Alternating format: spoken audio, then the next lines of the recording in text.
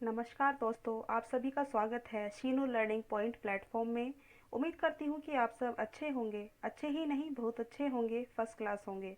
तो आज मैं यहाँ कुछ प्रश्न लेकर आई हूँ जो कि हिंदी के प्रश्न हैं, जिसमें हम एक एक प्रश्न को इतनी अच्छी तरीके से करेंगे कि उससे ही रिलेटेड जो भी प्रश्न हैं उन्हें भी मैं क्लियर करूँगी, आपको पूरा कॉन्सेप्ट समझाऊँगी। तो चलिए टाइम ज़ाया ना करते हुए बढ़ते हैं अपने प्रश्नों की ओर। सो फ्रेंड्स, इससे पहले मैं आपसे कहना चाहूँगी, अगर आप मेरे चैनल पर नए हैं तो मेरे चैनल को सब्सक्राइब कर दीजिए, साथ ही साथ बेल आइकन को भी प्रेस कर दीजिएगा ताकि आपको मेरी हर नई वीडियो का नोटिफिकेशन मिलता रहे। तो चलिए टाइम ज़ाया न करते बढ़ते हैं अपने प्रश्नों की ओर। तो हमारा जो प्रश्न है वो है अकर्मक क्रिया का उदाहरण है। ऑप्शंस है मोहन रोता है, राम फल खाता है, मोहन पानी पीता है या सीता बर्तन धोती है। तो क्या होगा इसका आंसर, बताइए जल्दी क्या होगा। मोहन रोता है, राम फल खाता है, मोहन पानी पीता है, ये सीता बर्तन धोती है, क्या होगा। सोचिए जल्दी क्या हो सकता है। तो क्या होगा, मोहन रोता है। ठीक है, अब हमने ये बात करी कि मोहन रोता है, ये क्या है, अकर्मक क्रिया है। लेकिन अकर्मक क्रिया ये है क्यों, हमें ये जानना जरूरी है। लेकिन इससे पहले जानना जरूरी है कि क्रिया क्या होती है, क्रिया का मतलब क्या है, क्रिया क्या होती है। क्रिया वह होती है जहाँ पर किसी काम के होने का या करने का बोध पाया जाता है, वहाँ पर क्रिया होती है, उसे क्रिया कहा जाता है। ठीक है, अब क्रिया के कितने भेद होते हैं, दो भेद होते हैं, अकर्मक क्रिया और सकर्मक क्रिया। अकर्मक क्रिया मैं आपको करा रही हूँ, और सकर्मक क्रिया का जो नेक्स्ट क्वेश्चन है वो सकर्मक क्रिया का है, उससे भी। तो जो वीडियो है उसे लास्ट तक देखिएगा, क्वेश्चंस बहुत अच्छे हैं और बहुत इन्फॉर्मेशन मिलेगी आपको, बहुत जानकारी मिलेगी, तो ज़रूर देखिएगा एंड तक का। ठीक है, तो अब हम बात करते हैं अकर्मक। जैसा कि आपको वर्ड से ही दिख रहा होगा, अ मतलब क्या, अ मतलब क्या होता है, नहीं। अकर्म मतलब कि जहाँ पर कर्म नहीं है। ठीक है, तो पता चल रहा है सिंपल सा, इस शब्द से ही पता चल रहा है कि यहाँ पर बात हो रही है कि जहाँ पर कर्म नहीं है। ठीक है, तो अकर्मक क्रिया होगी। ओके, तो तो यही इसकी परिभाषा है कि जिस वाक्य में कर्म नहीं होता तथा काम का जो प्रभाव है वो किस पर पड़ता है, कर्म पर ना पड़कर किस पर पड़ता है, कर्ता पर पड़ता है। अब क्योंकि कर्म इसमें है ही नहीं, तो इस पर प्रभाव कैसे पड़ सकता है, तो वो किस पर पड़ेगा, कर्ता पर पड़ेगा। ठीक है, अब इसमें कर्ता कौन है, ये जो मोहन है ये क्या है, ये कर्ता है। ठीक है, और ये क्या है, ये क्रिया है। ठीक है, और कर्म इसमें है ही नहीं, तो अकर्मक क्रिया क्या हुई, मोहन रोता है। क्योंकि इसमें किसी भी काम के जो होने का बोध हो रहा है, लेकिन उस काम पर जो कर्म है उस पर कोई प्रभाव नहीं पड़ रहा है। ठीक है, क्योंकि इसमें कर्म है ही नहीं, जो भी प्रभाव पड़ रहा है वो किस पर पड़ रहा है, कर्ता पर पड़ रहा है। क्योंकि मोहन सो रहा है, तो सो कौन रहा है, मोहन सो रहा है। ठीक है, तो चलिए अपने नेक्स्ट प्रश्न की ओर चलते हैं। हमारा जो नेक्स्ट प्रश्न है वो है सकर्मक क्रिया का उदाहरण है। ऑप्शन है मोहन सोता है, बारिश होती है, गीता सब्जी काटती है या ज्योति नाचती है। तो इसमें क्या होगा इसका आंसर, बताइए जल्दी क्या होगा। तो वो होगा गीता सब्जी काटती है।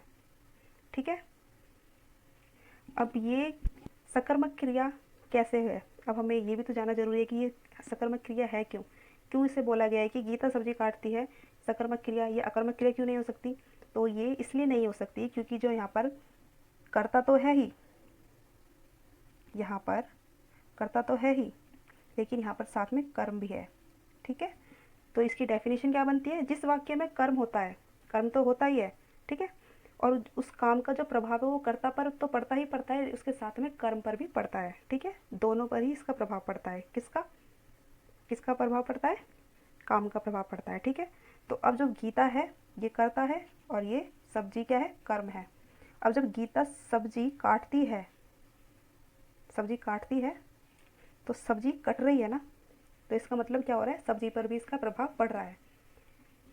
गीता तो काम कर रही है सब्जी काटने का, तो सब्जी का भी तो काम हो रहा है ना, वो कट रही है ना, तो इसका मतलब क्या है कि कर्ता पर तो प्रभाव पड़ रहा है, तो उसके साथ साथ कर्म पर भी प्रभाव पड़ रहा है। तो सकर्मक क्रिया में क्या होता है, जहाँ पर कर्म तो होता है और साथ में कर्ता है होता है, और दोनों पर उसका प्रभाव पड़ता है, किसका, काम का। ठीक है, जैसे कि मैं इसका आपको एक एग्जाम्पल दे दूँ, और राम पानी पीता है। ठीक है, अब यहाँ पर राम पानी पीता है, राम पानी पी रहा है, तो ये तो कर्ता हो गया, राम पानी क्या हो गया, ये कर्म हो गया। अब पानी पी रहा है, मतलब पानी पिएगा तो पानी खत्म भी तो होगा, पानी पिएगा तो वो पानी खत्म भी तो होगा, खाली भी तो होगा गिलास। तो क्या हो रहा है, वहाँ पर कर्म हो रहा है, उसका उस कर्म पर प्रभाव पड़ रहा है। ठीक है, वो काम हो रहा है, उस कर्म पर भी प्रभाव पड़ रहा है, कर्ता पर तो प्रभाव पड़ रहा है, तो उसके साथ ही कर्म पर भी प्रभाव पड़ रहा है। ठीक है, मैं उम्मीद करती हूँ कि आपको अच्छे तरीके से ये समझ में आया होगा जो मैं आपको बता रही हूँ। अगर मेरी वीडियो आपको अच्छी लग रही है तो मेरी वीडियो को लाइक कर दीजिए और चैनल को सब्सक्राइब जरूर कीजिएगा। और आपको इससे रिलेटेड कोई भी क्वेरी हो तो आप मुझे कमेंट बॉक्स में पूछ सकते हैं, कमेंट बॉक्स में अपना कमेंट डाल सकते हैं, मैं आपके कमेंट का ज़रूर रिप्लाई करूँगी। तो चलिए बढ़ते हैं अपने नेक्स्ट प्रश्न की ओर। शब्द संस्कृत और हिंदी दोनों में एक जैसे प्रयुक्त होते हैं उसे क्या कहते हैं, बताइए क्या कहते हैं। तो उसे कहते हैं तत्सम शब्द। ठीक है, जैसे कि तैसे प्रयुक्त होना, मतलब कि संस्कृत से जैसे कि तैसे उठाकर दूसरी भाषा में डाल देना। ठीक है, वो तत्सम शब्द कहलाते हैं। ठीक है, तो जो शब्द संस्कृत और हिंदी दोनों में एक जैसे होते हैं तो उन्हें हम क्या कहते हैं, तत्सम शब्द कहते हैं। ठीक है, अभी जो मैंने बताई वो तत्सम की परिभाषा थी। संस्कृत से शब्द को जैसे का तैसा उठाकर किस में डाल देना, किसी भी भाषा में डाल देना, में हम शब्द कहलाता है। ठीक है, जैसे कि तैसे डाल देना।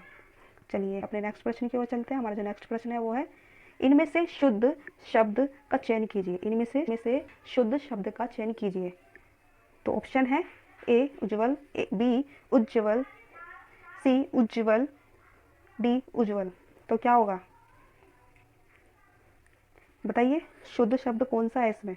तो इसमें शुद्ध शब्द कौन सा है, वो है उज्ज्वल।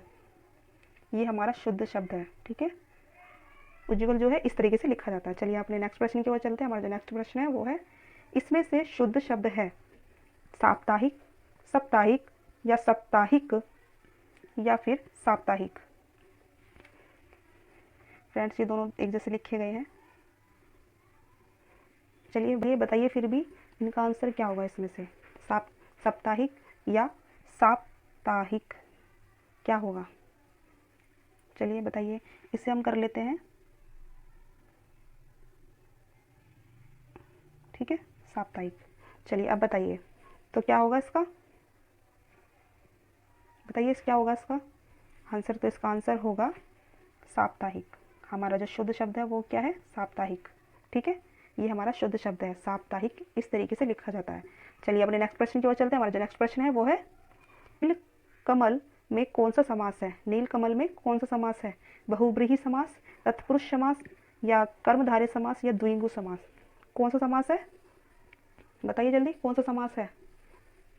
समास होगा, वो होगा कर्मधारय समास। ठीक है, कौन सा होगा, कर्मधारय समास। कर्मधारय जो नील कमल है, नील कमल शब्द है वो कितने मिलकर बना है, नील प्लस कमल। ठीक है, दो शब्दों से मिलकर बना है। अब जो नील कमल है वो दो शब्दों से मिलकर बना है, और कर्मधारय जो समास है वो उसमें विशेषण और विशेष्य होता है। जो पहला पद होता है वो क्या होता है, विशेषण, और दूसरा पद क्या होता है, विशेष्य। ठीक है, विशेष्य होता है। तो जो नील है ये क्या है, पहला पद है तो ये मतलब विशेषण है, और ये दूसरा पद है मतलब कि विशेष्य है। विशेषण होता क्या है, जो किसी की विशेषता बताए उसे हम विशेषण कहते हैं, और जिसकी विशेषता विशेषण बताता है उसे हम विशेष्य कहते हैं। जैसे कि कमल है, कमल नीला है, तो ये जैसे कि कमल की विशेषता बताई जा रही है कि ये नीला है, कैसा है, नीला है, तो इसकी विशेषता बताई जा रही है। ठीक है, तो कौन बता रहा है, विशेषण, किसकी, कमल की। ठीक है, तो ये क्या है, विशेष्य, और ये क्या है, विशेषण। ठीक है, आपको एक एग्जांपल और दूं, जैसे कि मैं नील गाय, नील गाय। ठीक है, अब ये जो नील गाय है इसमें जो ये क्या है, पहला पद है और ये दूसरा पद है। ठीक है, पहला पद और दूसरा पद। ठीक है, तो ये क्या है, विशेषण, और ये विशेष्य। ठीक है, ये है विशेष्य, नील गाय। अब क्या हो रहा है यहाँ पे, जो ये क्या है, गाय, तो ये क्या है, ये है विशेष्य, और नील मतलब विशेषण, क्योंकि यहाँ पर कौन बता रहा है विशेषता, नील बता रहा है, किसकी, गाय की, कि गाय कैसी है, नीली है। तो गाय कैसी है, नीली है, ये कौन बता रहा है, नीली है। तो कैसे पता चल रहा है कि नीली है गाय, क्योंकि इसकी विशेषता बताई जा रही है, इसलिए पता चल रहा है कि नीली है। ठीक है, तो हमें पता चल रहा है कि जो गाय है वो कैसी है, नीली है। ठीक है। इसका मतलब जो ये काय है ये विशेष्य है और जो ये नील है ये क्या है, विशेषण है। ठीक है, तो चलिए अपने नेक्स्ट प्रश्न की ओर चलते हैं। हमारा जो नेक्स्ट प्रश्न है वो है दशानन में कौन सा समास है। दशानन में कौन सा समास है, द्विगु समास, कर्मधारय समास, अव्ययभार समास या बहुब्रीहि समास, कौन सा समास है। तो कौन सा समास होगा, वो होगा बहुब्रीहि समास। ठीक है, दशानन, दशानन मतलब क्या, ये कितने शब्दों से मिलकर बना है, दश प्लस आनंद, दो शब्दों से मिलकर बना है। जैसा कि मैंने आपको अभी आगे बताया था पहले प्रश्न में कि जहाँ पर दो शब्दों के मेल से या दो से अधिक शब्दों के मेल से कोई नया शब्द बने वहाँ पर क्या होता है, समास होता है। ठीक है, अब जो बहुब्रीहि समास है होता क्या है ये बहुब्रीहि समास, ठीक है, हमें ये जानना है। तो बहुब्रीहि समास क्या होता है, जिस शब्द में ना तो पहला पद हो और ना ही दूसरा पद प्रधान हो। ठीक है, जिस शब्द में या वाक्य में, जिस शब्द में ना तो पहला पद प्रधान हो और ना ही दूसरा पद प्रधान हो, कोई तीसरा ही पद प्रधान होता है, वहाँ पर क्या होता है, बहुब्रीहि समास होता है। ठीक है, अब यहाँ पर ना तो पहला पद प्रधान है ना ही दूसरा पद प्रधान है, इन दोनों को मिलाने से, इन दोनों को मिलाने से जो तीसरा पद निकलता है वो प्रधान होता है, 10 आनंद। तो हमारे दिमाग में एकदम से इमेज बनती है 10 आनंद मतलब क्या, रावण। तो यहाँ पर किसकी बात हो रही है, रावण की, है ना। एकदम से दिमाग में इमेज बन जाती है कि 10 मुख वाला रावण, है ना। तो यहाँ पर क्या होगा, दशानन मतलब बहुब्रीहि समास। ठीक है, अब मैं आपको एक एग्जांपल और देती हूँ। जैसे कि हम बात करें नीलकंठ, देखिए नीलकंठ नाम सुनते ही हमारे दिमाग में एक छवि बन जाती है, एक पिक्चर बन जाती है, किनकी, भोले जी की, कि वो डमरू लेकर त्रिशूल लेकर हमारे सामने एकदम आकर खड़े हो जाते हैं, है ना। नीलकंठ नाम सुनते ही, तो नीलकंठ का नाम लेते हमारे जो दिमाग में इमेज बनी वो किसकी बनी, तीसरे प्रश्न की। ठीक है, कोई तीसरा ही व्यक्ति प्रधान होता है, जैसे मैं बता रही हूँ। तो इसमें क्या हुआ, जो नीलकंठ है उस समय शिव जी, शिव को मतलब शिव को अपने दिमाग में लेकर आता है कि हाँ ये यहाँ पर किसकी बात हो रही है, शिव जी की बात हो रही है। किसकी बात हो रही है, भोलेनाथ की बात की जा रही है। ठीक है, तो यहाँ पर क्या हुआ, तीसरा पद प्रधान हुआ, ना तो यहाँ पर पहला पद प्रधान ना ही दूसरा, क्या है, कोई तीसरा ही पद प्रधान हुआ। ठीक है, उम्मीद करती हूँ कि आपको समझ में आ रहा होगा। समझ में आ रहा है तो मेरी वीडियो को लाइक कर दीजिए, थम्स अप बटन दबा दीजिए। चलिए नेक्स्ट प्रश्न की ओर चलते हैं। हमारा जो नेक्स्ट प्रश्न है वो है जो सबसे आगे रहता हो उसके लिए एक शब्द क्या होगा। ऑप्शन है अग्रणी, आमुख, आगामी या आगोचर। क्या होगा, बताइए जल्दी, क्या होगा। तो वो होगा अग्रणी। ठीक है, जो सबसे आगे रहता हो। ठीक है, तो क्या होगा, अग्रणी। चलिए अपने नेक्स्ट प्रश्न की ओर चलते हैं। हमारा जो नेक्स्ट प्रश्न है वो है जिसे जीता ना जा सके उसके लिए एक शब्द क्या होगा, जिसे जीता ना जा सके। तो ऑप्शन है विजेता, विजय, जितेंद्रिय या अजय। तो क्या होगा, गाइस मुझे कमेंट करके आप ज़रूर बताइए कि आपने कितने क्वेश्चंस किए, आपको पहले से ही कितने क्वेश्चन आते थे, उनके आंसर आते थे। ठीक है, आप मुझे ज़रूर बताइएगा, कमेंट में लिख के ज़रूर बताइएगा कि आपने कितने क्वेश्चन किए। ठीक है, आपके कितने क्वेश्चन ठीक थे। तो चलिए क्या होगा इसका आंसर, अजय। ठीक है, जिसे जीता ना जा सके वो कौन है, अजय। देखिए इसके नाम से ही पता चल रहा है, इसके जो लिखा है मतलब क्या, नहीं, नहीं।